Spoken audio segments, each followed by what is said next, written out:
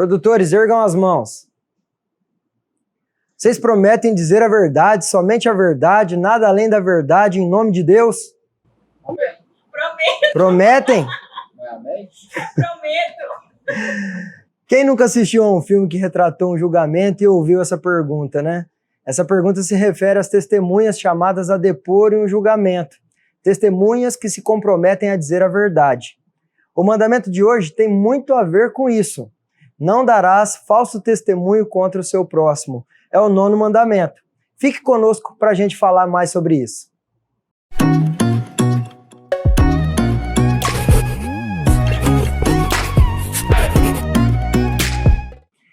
Esse mandamento está lá em Êxodo 20, versículo 16. E ele tem a ênfase na verdade. Na atitude de falar a verdade, agir na verdade, defender a verdade, viver na verdade. Porque o nosso Deus é o Deus da verdade. Isaías 65,16 diz assim: quem pedir bênção para si na terra, que o faça pelo Deus da verdade. Quem fizer juramento na terra, que o faça pelo Deus da verdade. Esse é o nosso Senhor. O povo do Antigo Testamento, ele tinha esse reforço consigo constantemente. É por isso que esse mandamento está lá no Decálogo. A verdade era um quesito fundamental para aquele povo do Antigo Testamento, e era a lei de Deus. A verdade, ela não poderia ser distorcida de forma alguma, nem para satisfazer propósitos pessoais e nem propósitos de alguma outra pessoa. Então, fica claro que o mandamento combate a mentira.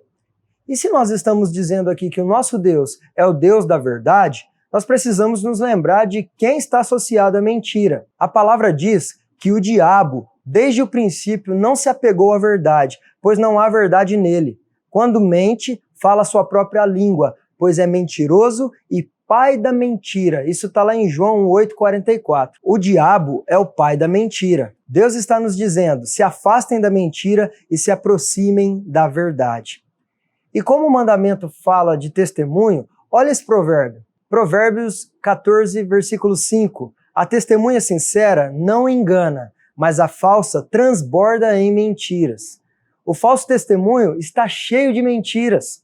Evitar dar falso testemunho é evitar mentiras sobre as pessoas. Desde o Antigo Testamento, com a verdade não se brincava, porque havia juízo para quem deturpasse a verdade. O sentido mais restrito deste mandamento são as questões judiciais ou jurídicas de Israel. Por exemplo, o julgamento de um crime. E esse sentido envolve acusações falsas. Lá em Deuteronômio 19, dos versículos 15 a 21, ali nós encontramos instruções sobre o testemunho em processos criminais.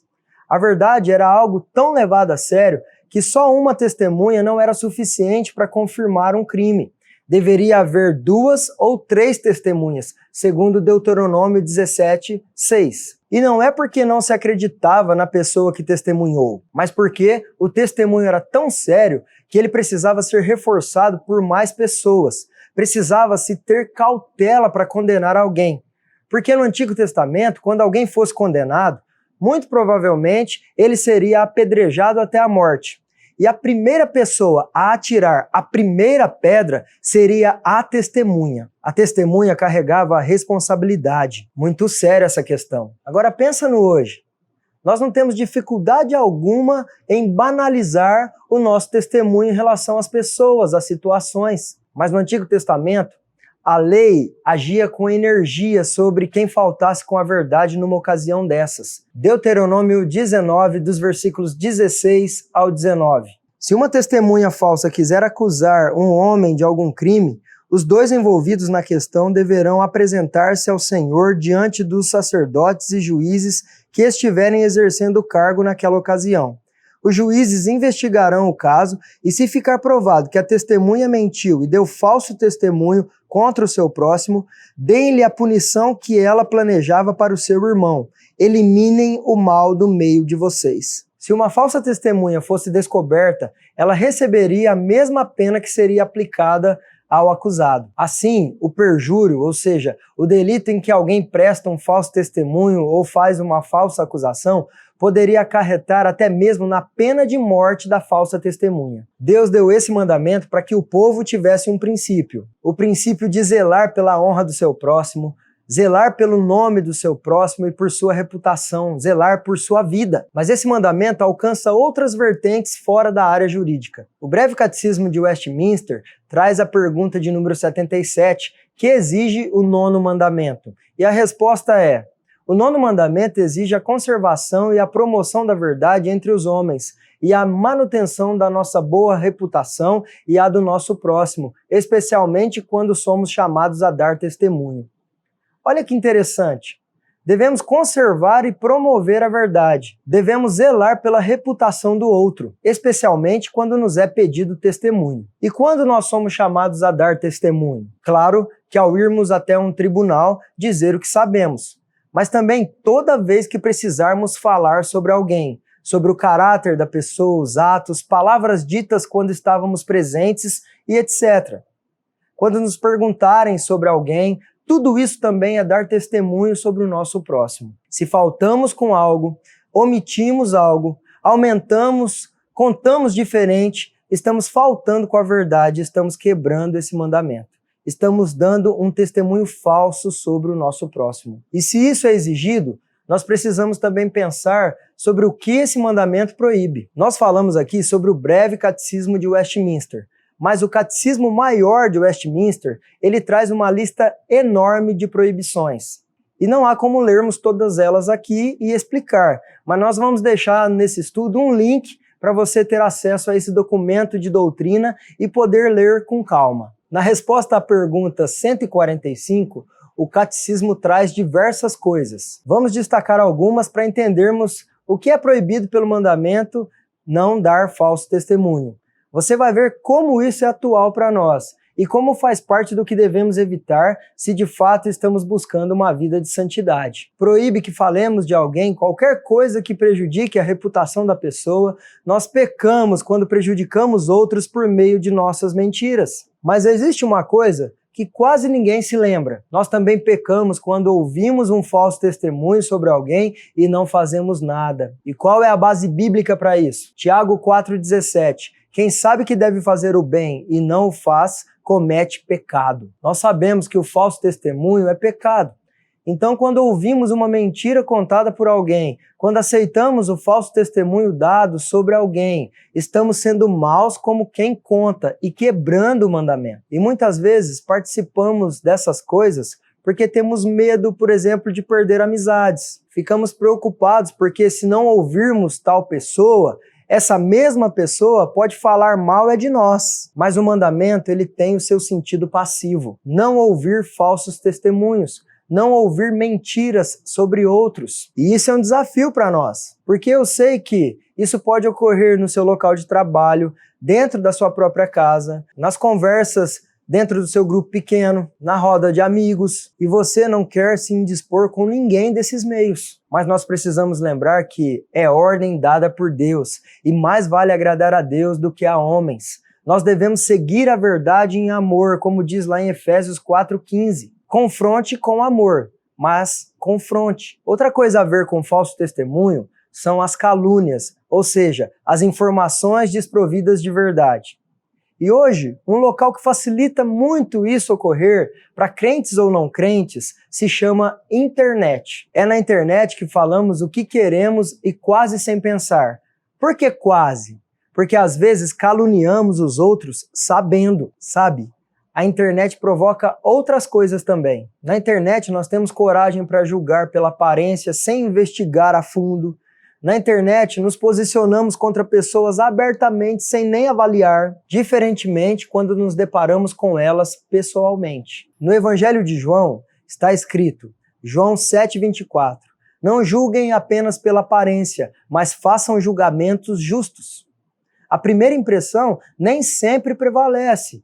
Nós não podemos comprar e nem compactuar com fatos que nós não sabemos se são verdadeiros. Nosso julgamento é falho e pode estar baseado em falsos testemunhos. E a palavra diz o seguinte, Tiago 2,13, será exercido juízo sem misericórdia sobre quem não foi misericordioso. A misericórdia triunfa sobre o juízo. É preciso lembrar que os olhos do Senhor estão sobre toda a terra. O Senhor é o olho que tudo vê.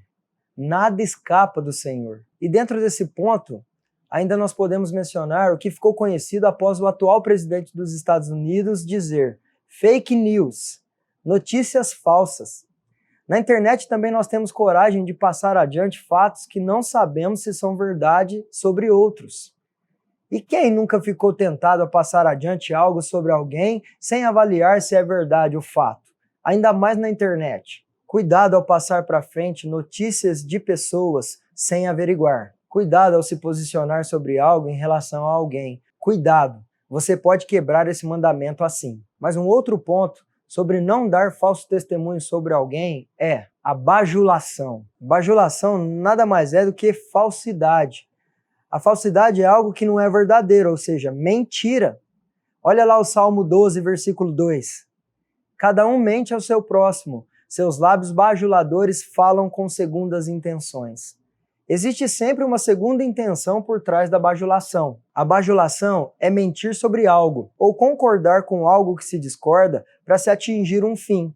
Seja um benefício, ou uma amizade, ou status, e assim por diante. Por exemplo, um empregado que bajula o patrão ou o chefe para se dar bem no emprego. Não concorda com nada que o chefe faz, mas perto dele parece que o chefe é perfeito. A segunda intenção existe para se dar bem aí no trabalho. Outra situação é quando aparece alguém no ciclo de amizades que todos falam bem, essa pessoa está chamando atenção.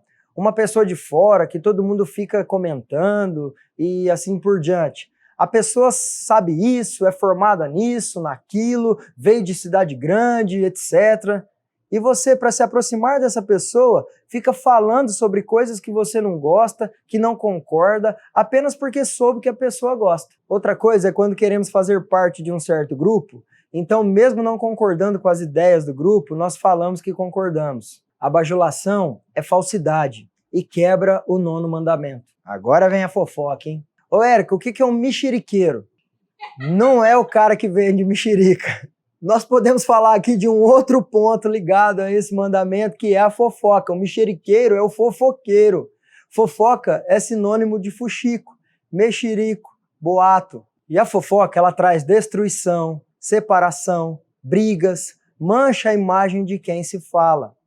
Provérbios 16, 28, ele associa o fofoqueiro ao homem perverso que afasta pessoas uma das outras. O homem perverso provoca dissensão e quem espalha boatos afasta bons amigos.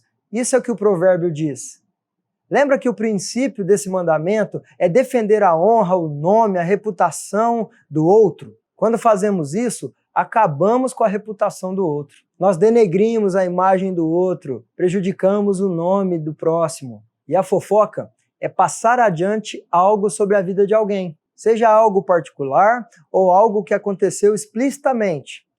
E a fofoca quebra a honra, porque a pessoa nunca sabe o que você está falando. E a pessoa não te autorizou a falar da vida dela. E a fofoca pode ser sobre algo mentiroso sobre a vida da pessoa, e isso já caracteriza pecado porque é mentira, mas pode se passar adiante também algo verdadeiro sobre a pessoa, mas com intenção de prejudicá-la.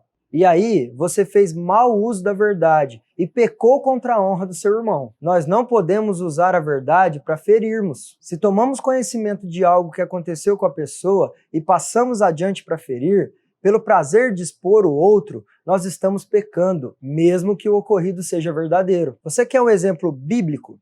Na época de Daniel, o rei Dario estipulou um decreto que durante 30 dias não se poderia orar a nenhum outro Deus, apenas a ele que se considerava Deus. Mas Daniel, sendo fiel ao Deus verdadeiro, 3 vezes ao dia ele ia ao seu quarto, se ajoelhava e orava ao Deus de Israel. Isso está lá em Daniel capítulo 6. Os que invejavam Daniel, os prefeitos, governantes da época, eles viram ele orando e foram contar ao rei que enviou Daniel para a cova dos leões. Eles falaram a verdade, mas com o intuito de prejudicar Daniel. Então a verdade, ela pode ser usada para prejudicar os outros, mas ela não deve ser usada assim. Para você perceber como isso é errado, o próprio Satanás usou versículos bíblicos, ou seja, usou a palavra da verdade para tentar Jesus no deserto. E trazendo para mais perto de nós, quantas vezes a fofoca vem disfarçada de outras atitudes? Quantas vezes encobrimos a fofoca dizendo, falei só a verdade. Quantas vezes nós chegamos a outras pessoas com a seguinte frase: eu quero te pedir um conselho sobre fulano. E depois nós falamos da vida de outros como se quiséssemos um conselho sobre a situação do irmão, mas na verdade queríamos fofocar, queríamos passar a informação adiante. Outras vezes fazemos a mesma coisa, mas com uma aparência mais santa. Chegamos até o outro e dizemos: eu quero te pedir oração pelo fulano. E aí, quando a gente pede oração, a gente expõe tudo sobre a vida do outro. Expomos a vida do nosso irmão para termos o prazer de fofocar. Isso é fofoca. Cuidado, se quebra o 9º mandamento com essas coisas. E se alguma vez as pessoas chegaram em nós para fazer isso ou pedir aquilo, nós temos que exortar. É pecado fazermos parte disso. Nós temos que rejeitar essa atitude. E esse ponto é muito importante porque dentro da igreja, dentro do próprio grupo familiar e tal, nós enfrentamos isso. Nós precisamos honrar o nosso próximo, cuidar da sua reputação, do seu nome, da sua vida. E no geral, eu quero destacar aqui alguns outros cuidados e reforçar alguns que nós já falamos aqui. Cuidado ao mentir quando for confrontado sobre atitudes dos outros. Cuidado ao omitir fatos em relação à verdade. Cuidado com a bajulação ou a falsidade que visa algo em troca ou tem segundas intenções. Cuidado para que o medo de perder te impeça de confrontar com a verdade os que faltam com a verdade. Cuidado com passar notícias falsas sobre outros pessoalmente ou na internet. Cuidado com a fofoca, pois é a vida do outro e você deve preservá-la. Cuidado com as rodinhas de zombadores. Cuidado ao tirar sarro do outro passando uma imagem falsa do irmão. Cuidado com o que você fala do outro. Cuidado! Devemos promover a verdade e zelar pela honra e a reputação do nosso próximo.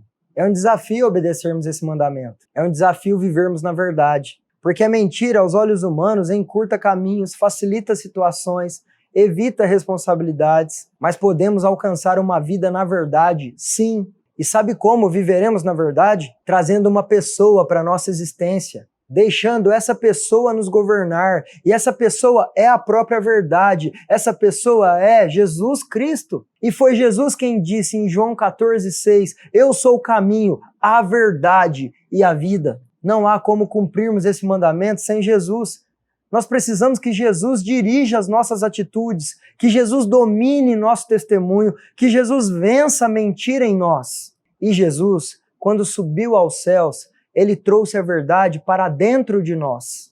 Ele disse em João 14, de 15 a 17, se vocês me amam, obedecerão aos meus mandamentos. E eu pedirei ao Pai, e Ele lhes dará outro conselheiro para estar com vocês para sempre. O Espírito da verdade. O mundo não pode recebê-lo, porque não o vê nem o conhece. Mas vocês o conhecem, pois Ele vive com vocês e estará em vocês. Nós temos o Espírito da verdade em nós. Então, nós podemos sim viver lutando contra a mentira. É o Espírito quem nos capacita a lutar e luta por nós contra todas essas coisas que nós falamos aqui, que quebram esse mandamento. E a receita é dada pelo apóstolo Paulo lá em Efésios 5,18. Encham-se do Espírito. A verdade para a sua vida virá cada vez mais quando você se encher do Espírito da verdade. Que o Espírito da verdade encha você da verdade santa de Deus. E saiba, uma vida de santidade envolve o Espírito Santo de Deus. Quanto mais o buscarmos, mais conseguiremos fazer a vontade de Deus. Não dê falso testemunho contra o seu próximo. Preserve a reputação do seu próximo. Preserve o nome do seu próximo. Preserve a vida do seu próximo. Esse foi o mandamento que nós estudamos hoje. Compartilhe esse vídeo. É muito importante e nós gostaríamos muito que você deixasse seu comentário. Te encontramos no próximo estudo. Até lá! Não concorda com nada que o chefe faz, mas perto do chefe parece que não, é muito chefe. Isso tá lá em Deuteronômio. Nossa, Deuteronômio foi demais, hein? Não, eu falei, tá na minha cabeça Daniel 6, eu falei Deuteronômio. Não tem como Daniel tá lá em Deuteronômio. Não é pra você, não. Viu? Nós estamos tomando cada lambada aqui que eu vou te falar, velho. Eu não sei, enquanto eu acho que eu não publica na segunda-feira, eu vou apanhando esses mandamentos tudo. Que aí eu vou ver ele, eu vou olhar de novo, aí vocês mandam o vídeo e pá, e é só burdoada. Cuidado com a bajulação e a falsidade que visa algo em troca ou tem segundas intenções. Deixa eu fazer de novo. Mas eu tô ruim demais, né? Ai.